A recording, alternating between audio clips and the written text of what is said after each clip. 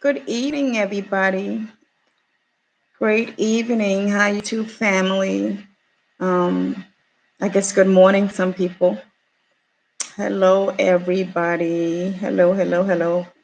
Come on in, and when you come in, I need the thumbs up, thumbs up, and subscribe to this channel. Subscribe. Hi, everybody. So, as you can see from the title, getting closure from the narcissist, which is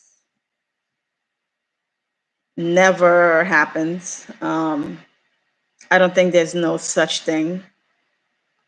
I had to learn that the hard way. Like, I think I fantasized a lot, like him coming and apologizing and me forgiving him and just co parenting and getting along. Maybe not necessarily being friends, but just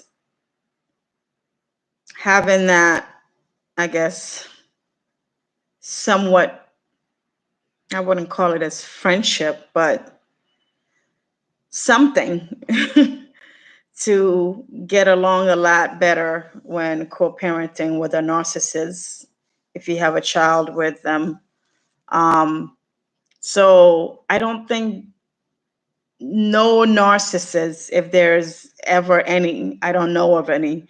So if anybody want to leave any comments, if you ever got closure from a narcissist, I know I didn't. And I think when I got frustrated, I just said, this is driving me crazy. So I literally had to give myself the closure. Like, he's not gonna give it to you. So you're gonna drive yourself crazy waiting for, I think my case was an apology or even an acknowledgement that you did something wrong, you did something that hurt me. um, they're not going to give you that pleasure of saying sorry or any of that. Um, so, yeah, you got to give yourself that closure. You got to heal enough to forgive yourself and forgive them. Um,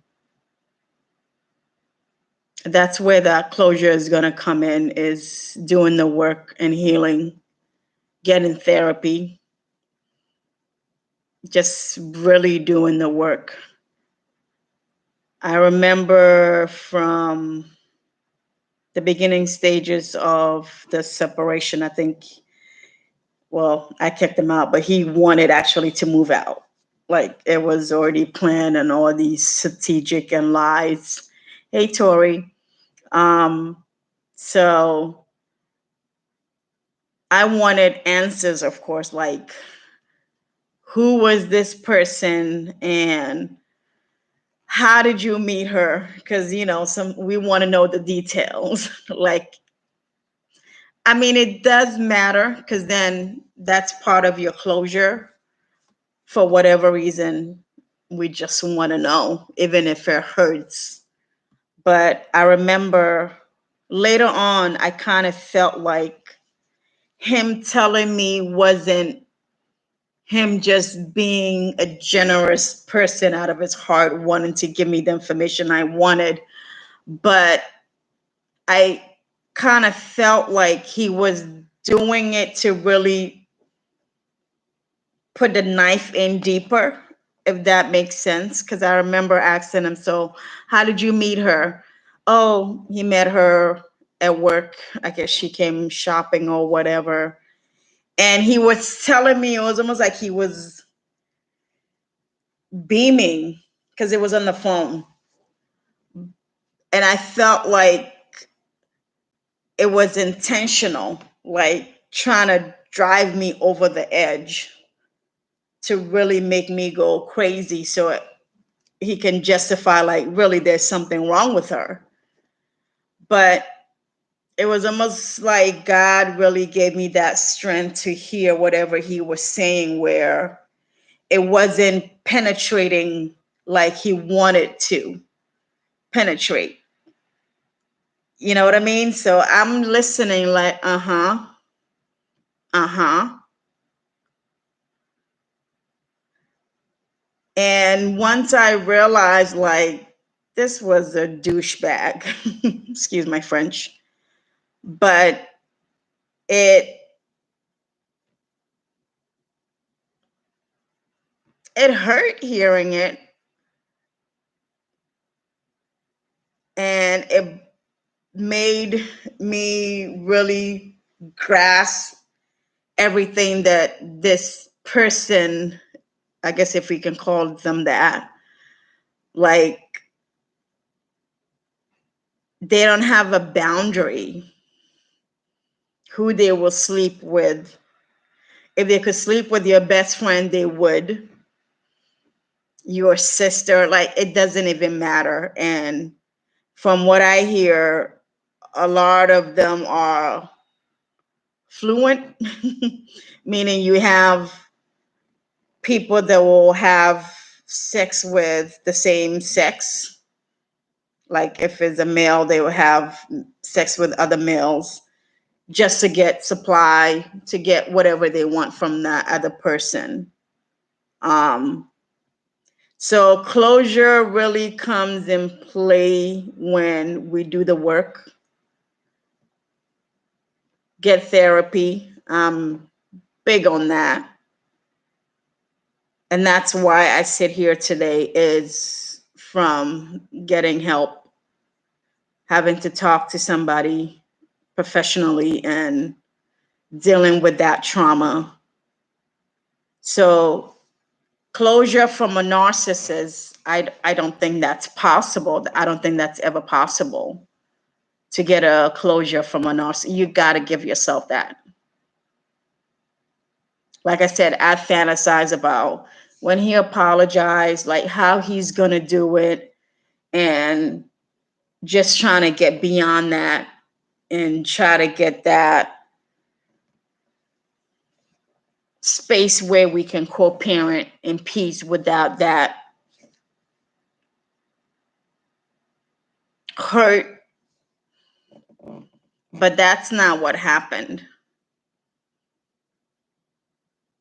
So once I realized that, like, this guy would never say he's sorry, I remember I took a trip back home to Ghana, 2017. Because remember, I was mad, I was pissed, and I forgive him. I forgave him many times, and I never meant it.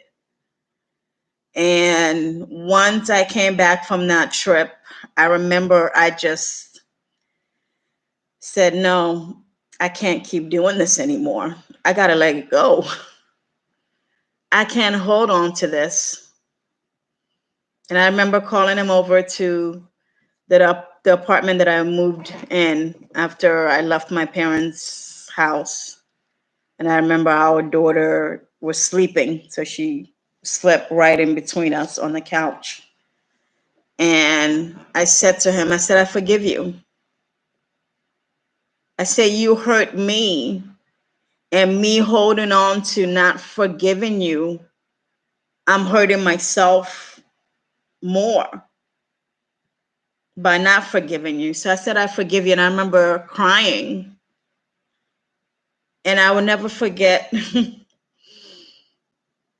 once I got done, because I remember basically telling him, like, I not accepted, I didn't accept the fact that he used me to come to the state.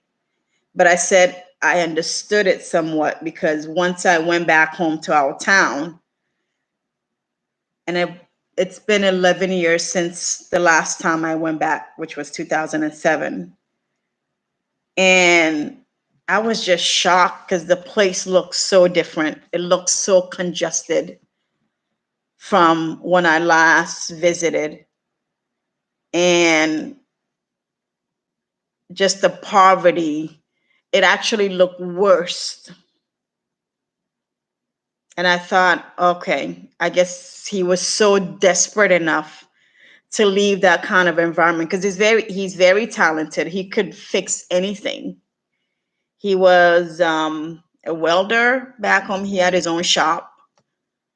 So I think he wanted an opportunity, but that's not a way to go about it, of course, by using somebody else. So that's what I said to him. I said, I get it. It doesn't justify what you did, but I can understand like somebody wanting to escape that type of environment, that poverty stricken place. And he said, yeah, because of that congestedness in the town that we grew up, a lot of people are moving from basically Kumasi and going to the capital, which is Accra. So that he was basically agreeing, like, yeah, and then got up and said, I'm going to work. Mind you, I said I was in tears, forgiving this person. Finally, after the 100th time that I forgave him, and finally saying, I mean it this time. I'm letting go of this toxicity that I was putting on to myself. Because I'm harming myself on top of you hurting me. I'm hurting myself by holding on to this. That's what I told him, and I started crying. And of course, he said, yeah, people are leaving Kumasi and going to Accra because of it. And later he got up and said, I'm going to work. And I think that's when I understood, like, oh, this is not somebody that I can put my life in their hand to set me free.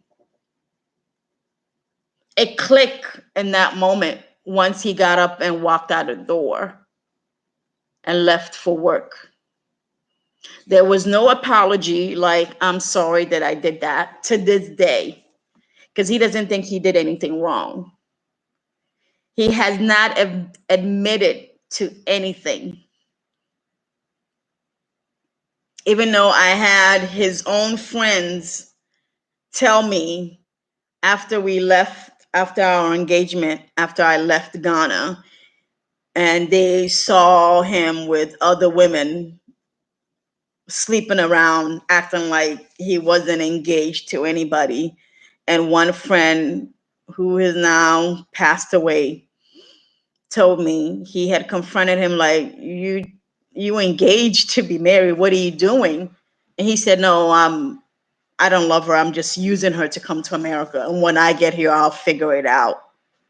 This is what another male told me, which was one of his closest friends, said to me he had said to them.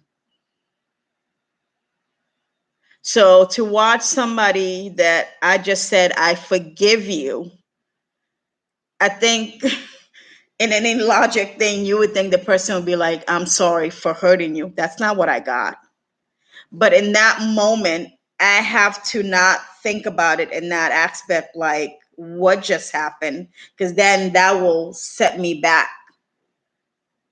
That will undo the forgiveness that I just did. It really wasn't about him. It was for me. Because forgiveness is really not about the other person. It's really for us setting ourselves free, not withholding onto that hurt, that trauma, that toxicity. We are making a choice to say no more. Good riddance. I'm done. Forgiveness is for us. It's not about them.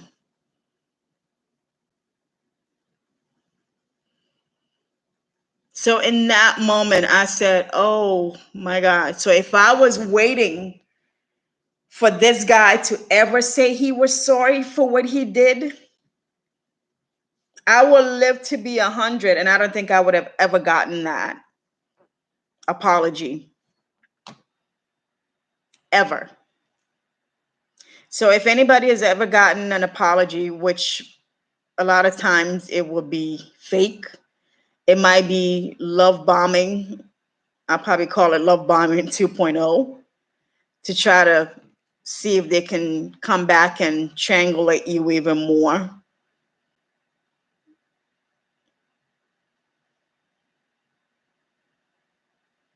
But you would never really get a genuine sorry for hurting you in any way. So the closure, we have to give it to ourselves. You got to forgive yourself and forgive them, and leave them in the hands of God.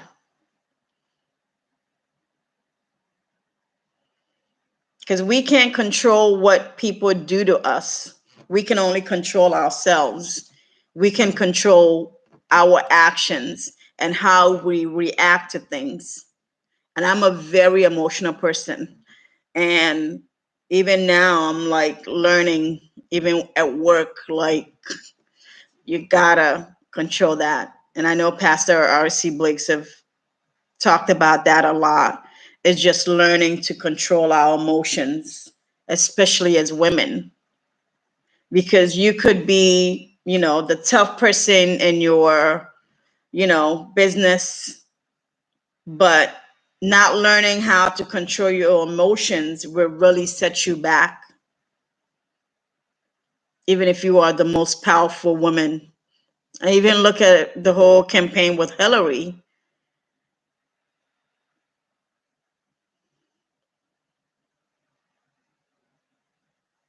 I'm not saying be a robot,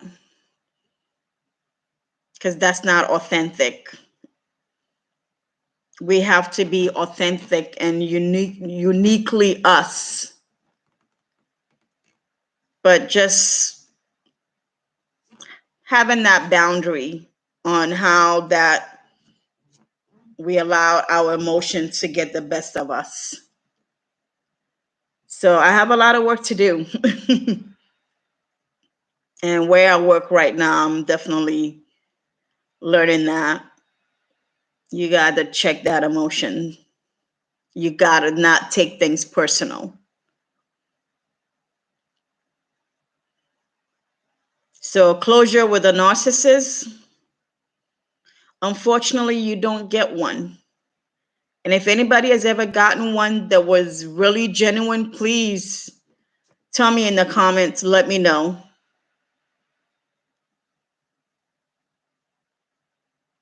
If it's genuine where they just saying it and letting you fly like a bird on your way, and not trying to, use it as a tactic to get you back, or hoovering or anything like that, I will really would love to know, because that will be probably one of the first.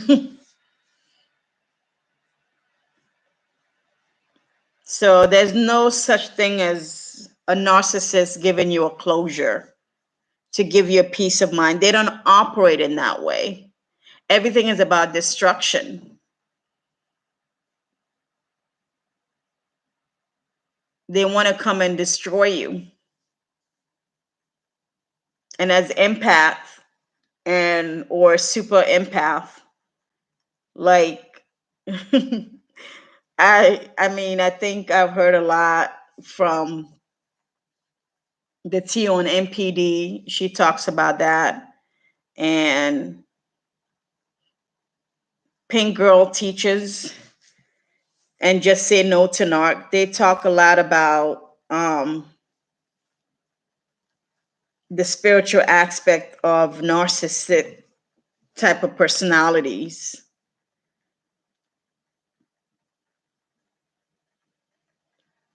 The enviness they have for empath.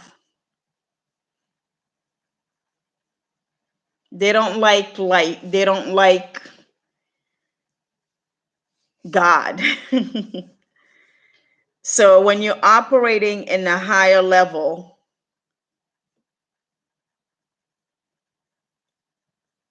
and feeling people and loving and being kind is like it makes them sick. They are the opposite because they have to serve their master, which is the devil, the demon, or Satan, whatever you want to call it. And like I said in my previous video, we can't let them drag us in that abyss because that's not who we are. And we can't give anybody that satisfaction. No matter how bad they hurt you, you're not going to bring me to your level. No, sir. No, ma'am. So we always got to stay in that light, stay with God.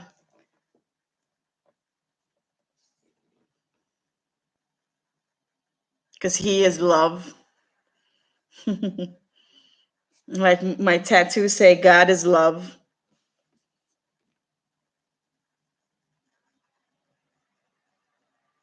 There's no one greater than God.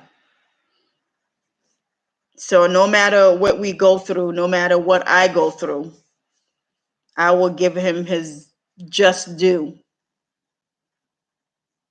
There's no one greater than Him. Because without Him, I wouldn't be here. Because I should have gone mad. I should have been insane. Because that was the whole, I guess, drive of what the narcissist wanted. But my God is greater. Yes, He is. So I'm here to be a testimony to everybody, like you can survive this. Everything that we go through is just temporary. This too shall pass. I'm a living testimony of that. Because I thought this will break me. Like it will literally take me under. But if anything, it just made me more stronger. Strong enough to be coming live. Because I never thought I would be on anybody's YouTube going live and doing anything. It's always been a passion of mine because I believe in healing and giving back. And yes, it shall pass. This too shall pass.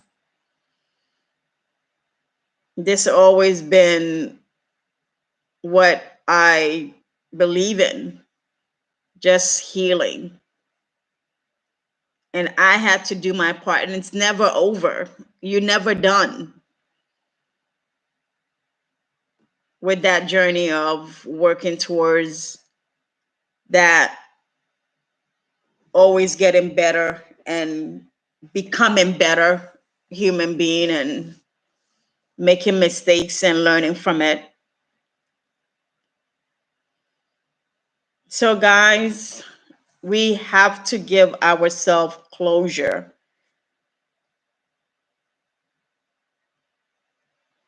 And that comes through therapy,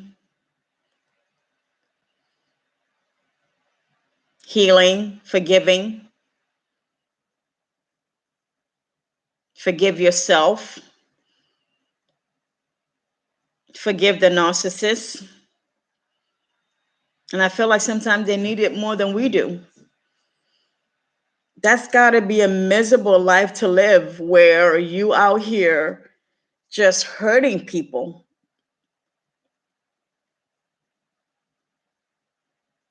It's going to come back to you. It's bound to come back to you. So I don't want to be around that type of person when it does come back to you. I don't.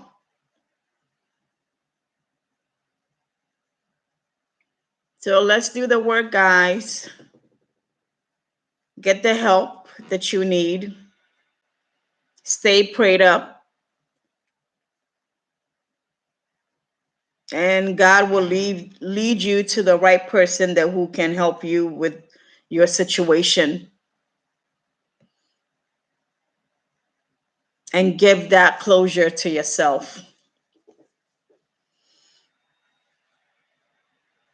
And I'm here to tell you it's possible, because that's what I had to do for myself, especially when you have kids, because you can't raise kids in like depressed mood, or you gotta be present for them.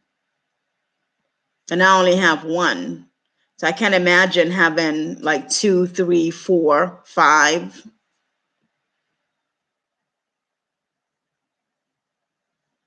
So like Tori said, this too shall pass.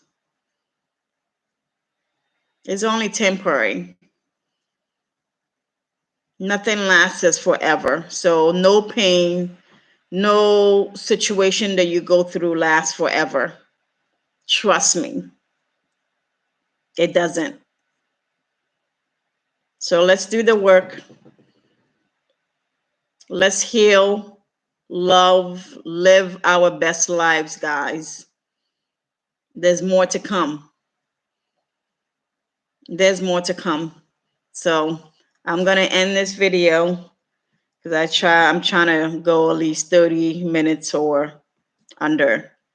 So thanks, guys. Thank you for watching. Make sure you subscribe and hit the like button and share this with other people so I can get more people to come and subscribe to the channel.